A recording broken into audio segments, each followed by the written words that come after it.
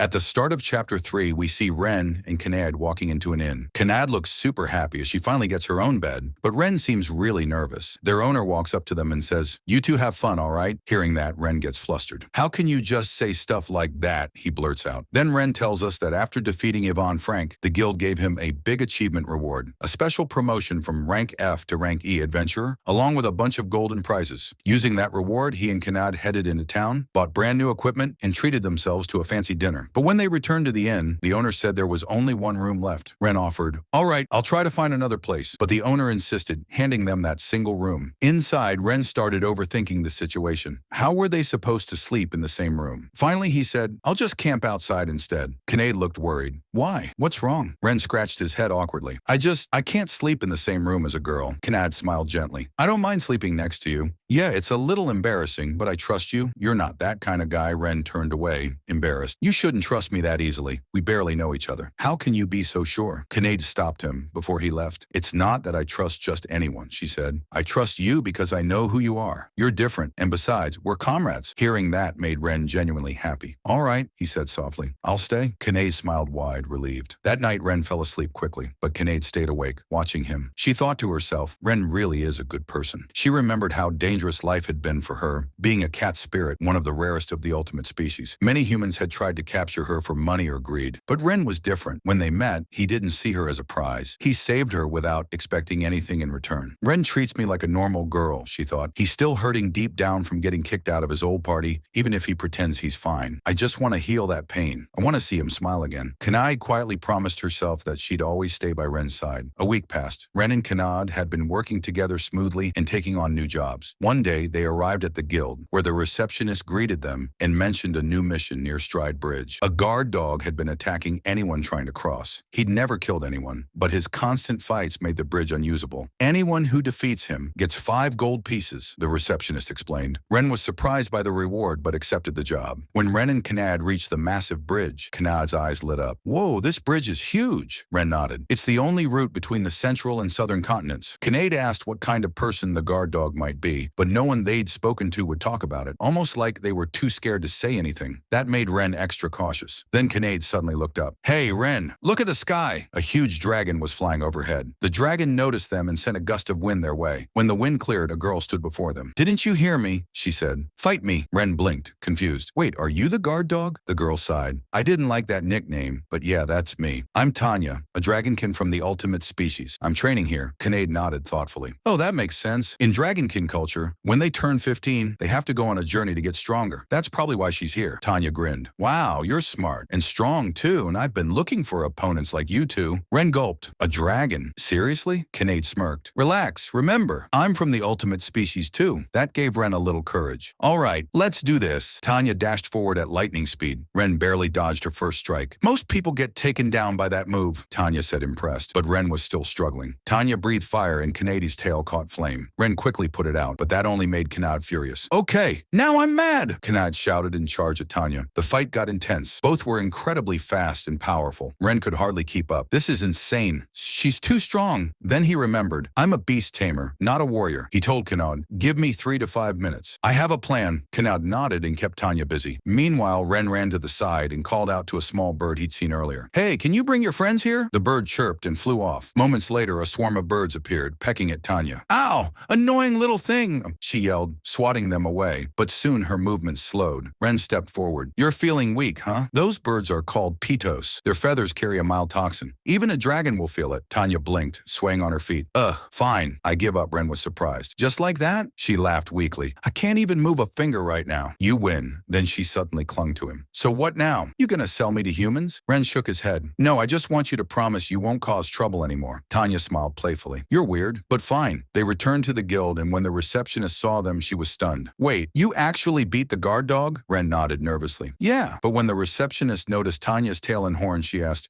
who's that girl?" Ren quickly said, "Just a human in costume," and dragged Tanya out before she could blow their cover. Outside, Rain scolded her. "Don't tell anyone who you really are. You'll cause chaos," Tanya pouted. "Oops, I forgot." "Sorry," Ren sighed. "You should leave town. Go train somewhere else, far away from here." But Tanya shook her head. "No way. You two are fun and strong. I want to travel with you. Besides," she hugged him again, "I kinda like you." Kanad's ears twitched. "Hey, don't hug my master." Faster like that, Tanya grinned. Oh, jealous? Kanad crossed her arms. No, I just think Ren might be uncomfortable, Ren. Caught in the middle said, I don't mind if Tanya joins us. What do you think, Kinade? Kinade sighed. She's a bit much, but fine. Tanya smiled triumphantly. Great. You already have a contract with Kanad, so make one with me too. Ren nodded. All right then. From now on, I'm the beast Tamir with both a cat spirit and a dragonkin partner. A glowing mark appeared on Tanya's hand. Whoa, I feel connected to you, she said softly. It's kind of nice. Ren just smiled tiredly, but Tanya tugged his cheek. Hey, smile more. You made a contract with me. Later, we cut to Ren's old hero party, struggling in a dangerous jungle. Their leader, Arius, smirked. Let's bring Ren back. He's dumb but kind. He won't say no. And meanwhile, back at camp, Tanya and Kanadi were bickering about who got to sleep next to Ren, while Ren peacefully snoozed between them. And that's how Chapter 3 ends. So, if you want to see what happens next, make sure to like the video, subscribe, and hit that bell icon. It only takes a second, but it means a lot. I'll see you guys in the next one. Till then, take care and bye.